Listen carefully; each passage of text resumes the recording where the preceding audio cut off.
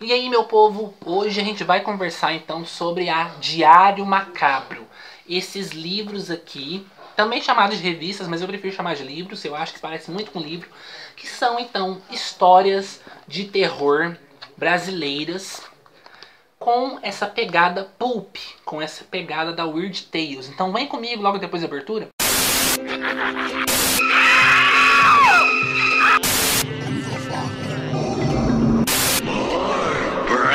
Então, povão, vocês estão preparados para assistir ao meu filme de terror?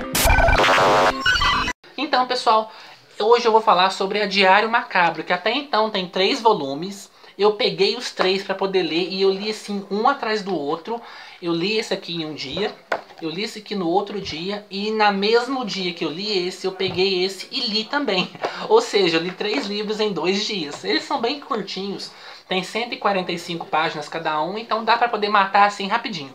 E são contos muito bons, são contos bem divertidos e que remetem então a Weird Tales. Vocês estão vendo a capa aqui então da Weird Tales. Era uma revista que era publicada nos Estados Unidos da década de 20, de 30, de 40, de 50, que era então essa proposta, reunir autores e histórias de terror. Tinha suas vertentes também, né, outras revistas, mas o Weird Tales focava principalmente em terror, suspense e alguma coisa de ficção científica aqui e ali.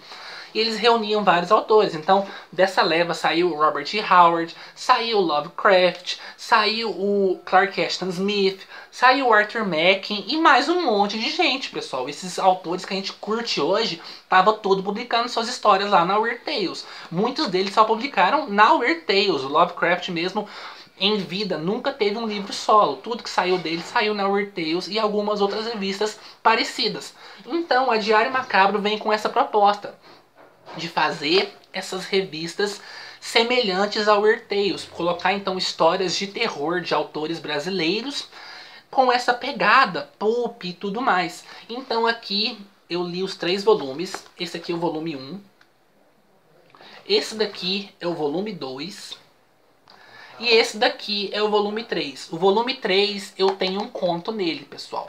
O meu conto se chama então O Grito da Bruxa. Deixa eu ver se eu mostro aqui pra vocês. Aqui então tá o meu conto. Cada conto tem uma ilustração inicial aqui então. E essa aqui é a ilustração do meu conto. E então vamos lá falar sobre os meus contos favoritos das edições. Da primeira edição eu tenho que destacar então O Cenotáfio, do Eduardo Antônio Bonzato. E essa história é bem legal, porque a gente vai ter então uma narrativa muito semelhante às narrativas clássicas. A gente vai ter esse senhorzinho, ele fica numa cadeira de rodas e tudo mais, ele anda muito devagarzinho, ele tá no seu fim de vida. E para poder passar o tempo, ele fica noites e noites, ele tem insônia. Ele fica então suas noites com sua cadeira parada em frente à janela, olhando o movimento da rua. Ele começa a perceber então que tem uns caras, uns moleques, uns adolescentes que são arruaceiros, que eles fazem coisas erradas pela rua e que eles são muito bagunceiros e que eles são até mesmo perigosos. E esse senhor então um dia resolve seguir esses arruaceiros para poder ver aonde que eles vão parar. E o final é chocante, porque você não espera por aquilo. É um conto bem curtinho, tem 5 páginas só, pessoal. É um conto bem rapidinho, você lê muito rápido, mas é muito bom. Outro conto que eu destaco aqui então é esse aqui, Dionísio, da Natália Sorgon Scotuzzi, que ela é uma das editoras da revista. E esse conto, como vocês podem ver aqui na ilustração então, tem relação íntima com Drácula. A gente vai ter o nosso personagem principal, que ele é um padre. No começo ele é um estudante, um aspirante a padre, estudando num mosteiro e tudo mais. E ele é aficionado pelo livro Drácula de Bram Stoker, assim como eu. Ele começa a ficar aficionado a esse livro a ponto de ele um dia resolver viajar para Transilvânia, na Romênia, e visitar o castelo do Vlad Tepes e tudo mais. E o que ele vai encontrar por lá, povo, vocês já devem imaginar, né? Muito legal também, bem rapidinha a leitura. Outro conto que eu destaco bastante é esse daqui, Amor, do Marco Antônio Amaral. Eu acho que esse aqui é o meu conto favorito desse volume, porque esse conto tem toda uma aura de Edgar Allan Poe.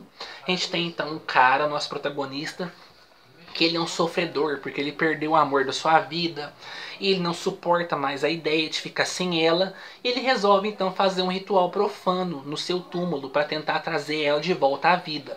Eu também não conto mais nada porque é um conto bem curtinho, tem só 4 páginas, mas é muito legal, é muito bem escrito, sabe? A narrativa do autor se assemelha muito à narrativa clássica. É um conto muito bom, é um conto que eu gostei demais. O próximo que eu destaco então é esse aqui, Os Tempos Estão Mudando, do Rochete Tavares. Essa aqui é a ilustração e é o conto que dá ilustração à capa também. E esse aqui a gente vai ter um conto meio que pós-apocalíptico, que a gente vai acompanhar então esse senhor aqui, que ele é o John, eu esqueci o nome dele, pessoal, e olha que eu li essa revista esses dias. E ele vai contar então para os sobreviventes do mundo como era a vida antes desse fato que está acontecendo aqui se abater por todo mundo. As pessoas começaram a virar zumbis e tudo mais. Ele vai contar então como que era o mundo e como que era a vida dele naquela época onde não tinha zumbis e tudo mais. E ele é um músico, ele tinha uma banda e é muito legal também, é o maior conto da revista, é bem desenvolvido, a história é bem interessante, o final é muito poético, sabe? Muito bem escrito, é um conto bem legal. Agora vamos para o volume 2, que eu li também e eu gostei de muitos contos, eu acho que o volume 2 é o meu favorito, eu acho que eu gostei de todos os contos do livro, é incrível esse daqui, pessoal, quem gosta de histórias de terror vai se deliciar com esse daqui, porque tem tudo quanto é tipo de história aqui. A primeira que eu destaco então é Aqui Todo Mundo é Feliz, do Felipe Teodoro. Gente, essa história me deixou com os cabelos em pé, sabe? Nossa, pessoal, vocês estão vendo aqui então a ilustração dela. E é esse casal aqui então, que o marido mais a esposa estão passeando pelo centro da cidade e eles passam em uma loja de penhores, uma loja de móveis usados e tudo mais, e a esposa vê esse vendido, esse guarda-roupa aqui para vender. E é um guarda-roupa muito antigo, usado e tudo mais, mas muito bonito. Para quem gosta de móveis clássicos vai adorar. Ele resolve comprar esse guarda-roupa de presente para ela. Só que ele não imaginava que junto com esse guarda-roupa ia vir mais alguma coisa não humana, alguma coisa sobrenatural. A história é espetacular. É extremamente bem escrita, é uma história que te deixa arrepiado, tem um final chocante também e, nossa gente, é muito boa. A próxima que eu destaco é então A Bizarra Entrevista com Nivaldo Fonseca, do Victor Abdallah. Eu já li vários livros do Victor Abdallah, eu gosto muito dele, ele é um ótimo autor. E essa história que veio para comprovar mais um pouco o talento dele. A gente vai ter aqui então um jornalista que ele vai entrevistar esse cantor. Esse cantor foi muito famoso na década de 80, mas do nada a carreira dele parou assim, abrupto. Ninguém sabe o que aconteceu. Ele parou a carreira, ninguém sabe por quê. E esse entrevistador vai lá então para poder entrevistar sobre o que aconteceu. E a história que esse cantor revela para ele é perturbadora. E, gente, é extremamente criativo. Eu nunca imaginava isso que o Victor ia passar nessa história. É uma solução bastante diferente, é uma solução assim, bem criativa. Nossa, gente, é muito só lendo mesmo para vocês conseguirem entender o que eu quero falar, porque é muito criativo, é muito diferente de tudo que você vai ler na literatura. O Victor é muito criativo, tudo quanto é coisa que eu leio dele assim me surpreende. E, gente, é muito boa, viu? A próxima que eu destaco também é essa daqui, A Noite dos Seres Negros, do Rodrigo Kimexic. Desculpa se eu falei seu nome errado. Essa aqui é a ilustração, então. E nós vamos ter aqui o nosso protagonista, que ele é um botânico. E essa história tem uma pegada meio Lovecraft, meio um sussurro nas trevas e tudo mais, é muito boa. E esse botânico, ele começa a estudar uma vegetação muito estranha que está aparecendo aos arredores da casa dele. Ele estudando então essa vegetação, quando ele abre ela, ele descobre que dentro dessas plantas tem um pequeno ser negro.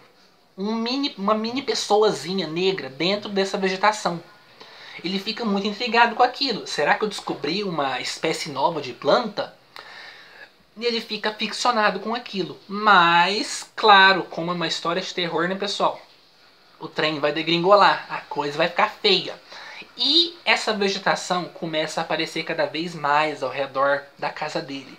E cada vez em tamanhos maiores. E ele começa a ficar assustado. Por quê? Se em uma planta pequena tinha um serzinho pequeno, o que tem dentro de uma planta de 2 metros? Gente, essa história é muito boa. Ela tem todo um quê de Lovecraft. Ela é muito bem escrita. Ela tem um final chocante. Gente, é uma história muito boa. A próxima que eu destaco é então Coceira, do Fidel Correia Borges. Essa aqui é a ilustração.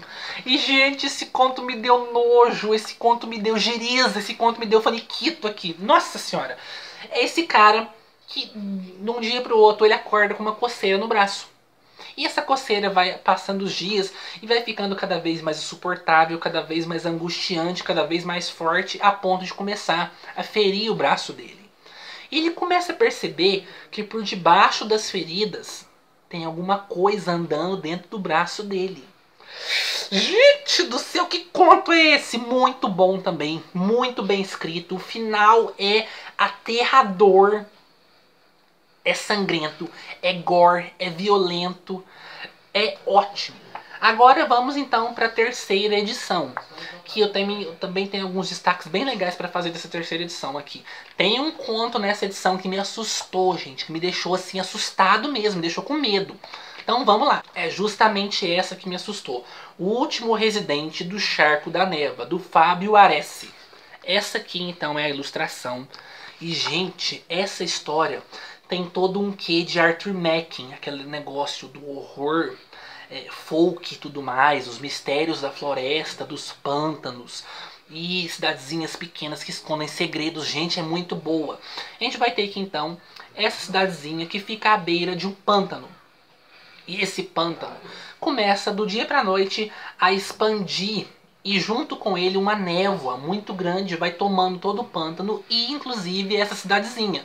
Os moradores começam a ir embora também dessa cidadezinha, começam a ficar com medo dessa névoa, porque a névoa esconde segredos. E então o nosso protagonista, ele resolve resistir bravamente. Ele não quer ir embora de lá, porque ele nasceu ali, ele morou ali, ele viveu a vida toda ali. E ele não quer ir embora. Então, em uma das suas andanças, ele resolve caçar comida, já que a cidadezinha fica muito longe de outras cidades, não tem como importar comida. Ele resolve caçar rãs, caçar cobra para poder comer. E ele entra nesse pântano em meio à névoa. E o que ele vê lá, gente? Nossa!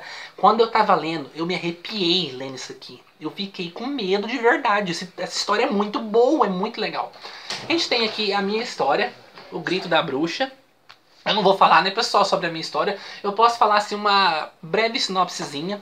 A gente tem aqui, então, a nossa protagonista, que ela tá presa na cama. Ela é enferma. Ela é cuidada por enfermeiros e tudo mais. A mãe dela tem um aparente distanciamento da filha e ela não sabe por quê. Ela só sabe que desde pequena ela escuta esse grito da bruxa. Que é um grito que ecoa na mente dela e que toma toda a mente dela. E quando ela escuta esse grito, ela não se lembra de nada do que ela fez. Ela fica como se tivesse perdido horas. E quando ela retorna, ela fez algo horrível, mas ela não sabe como. Ela só sabe que isso aconteceu enquanto ela escutava esse grito da bruxa zunindo na cabeça dela. E a gente vai acompanhar então a história a partir daí, com o que vai acontecer então com essa moça e esse grito da bruxa cada vez mais insistente. Essa é a minha história. A próxima que eu destaco é essa daqui, A Cidade Pálida. Que essa história é a que dá capa então à edição. É uma história muito criativa, pessoal. É uma história bem diferente. A gente vai ter esse jornalista que ele está indo fazer uma matéria em uma cidade vizinha. E até ele chegar nessa cidade, ele tem que parar em um vilarejozinho que fica no meio do nada, que ele não vê ninguém na rua e tudo mais. E chegando lá, quando ele se hospeda no hotel, a moça, a recepcionista do hotel, ela usa uma máscara branca no rosto. Ele acha muito esquisito aquilo, mas se hospeda e tudo mais. Aí ele começa a perceber então que os pouquíssimos outros moradores que ele vê na cidade também usam máscaras brancas. E ele resolve ficar nessa cidade então para descobrir o que está acontecendo. E a coisa é feia, pessoal. É uma história bem criativa também. Ela é muito divertida de ler. O mistério ao redor do que tá acontecendo te deixa assim encafifado, sabe? É muito boa, eu gostei demais. E esses são então os meus destaques das 3 primeiras edições da Diário Macabro.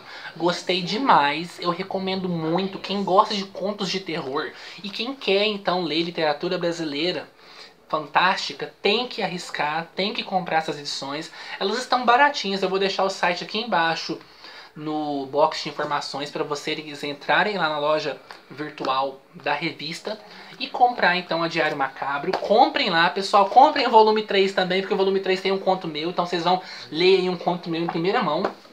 É muito divertida, tem muita coisa boa aqui, tem muita história criativa e eu recomendo demais porque é muito bom, viu, gente? Então, povo, espero que vocês tenham curtido o vídeo de hoje. Deixa o dedão pra cima e até o nosso próximo vídeo. Tchau, tchau!